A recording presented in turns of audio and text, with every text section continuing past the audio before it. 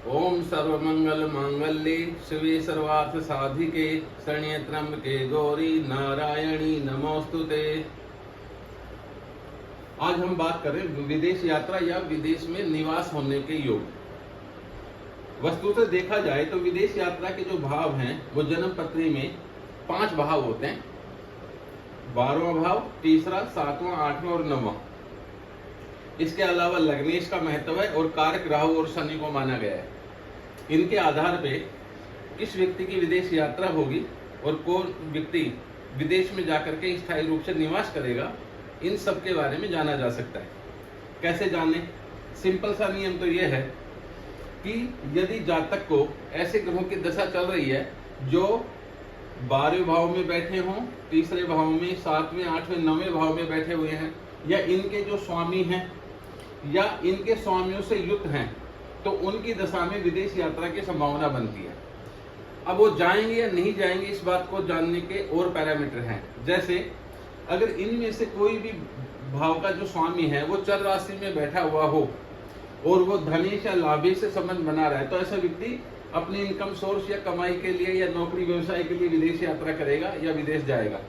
लेकिन पंचमेश का संबंध हो तो शिक्षा के लिए ऐसा व्यक्ति जाएगा।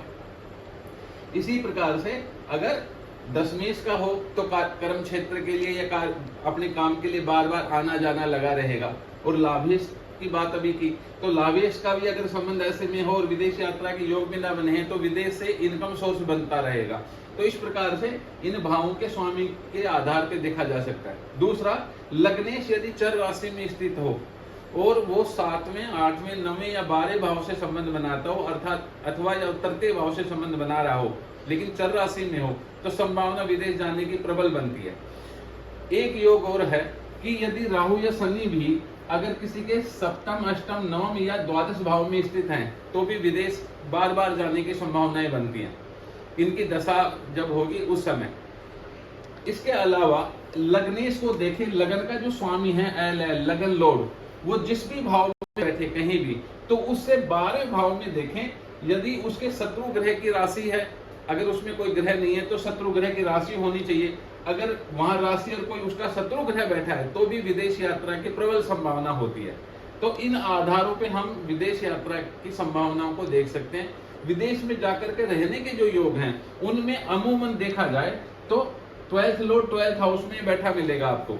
12वें भाव का स्वामी 12वें भाव में हो, लगनेश से संबंध बना रहा हो, द्वितीय से संबंध बना रहा हो, या वो लाभे से संबंध बना रहा हो, और साथ में जो 4th हाउस है ये पीड़ित होना चाहिए पाप ग्रहों से, क्योंकि जो 4th हाउस होता है वो हमारी मदरलैंड है, जन्म भूमि का स्थान है। तो जन्म भूमि से जब हमारा त्याग होगा, निष्कासन होगा, तभी हम बाहर जाकर के रह सकते हैं। तो 4th हाउस जो है वो पाप गुणों से पीड़ित होना चाहिए। 4th हाउस का जो स्वामी है वो अस्त हो, नीच राशि में हो, 6, 12 भाव में बैठा हो, तो भी ऐसी स्थिति में बाहर जाने की संभावना विशेष बनती है। एक योग है जिसको हमने हमेशा ही सही पाया है, वह अष्टगोरक पद्धति से है। अगर 7म भाव में और 9वें भाव और 12वें भाव में अगर किसी के भी अगर 25 रेखाओं से कम रेखाएं हैं तो ऐसा व्यक्ति विदेश में जाकर के बस जाता है।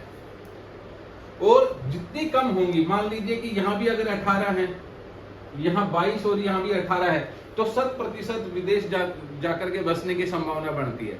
लेकिन ऐसा हो कि 2 भावों में तो कम हो, मान लीजिए कि यहाँ 28 है और यहाँ पर 25 है और उसमें 18 है, तो ऐसे में विदेश यात्रा का योग बन जाएगा, वहां रहने का योग नहीं बनेगा। तो हम ये कह सकते हैं कि अष्टगोरक पद्धति में एक भाव यानी 7th, 9th और 12th जो भाव है, इनमें अगर 22 से लेकर के और कम रेखाएं हो सकता है 16 तक हो, 18 हो, 19 हो, 20 हो, तो यह योग जो है वह विदेश में निवास की बात करता है, यानी ऐसा व्यक्ति विदेश में निवास करेगा। तो इसलिए अष्टगोरक पद्धति से भी इस योग को देखा जा सकता है।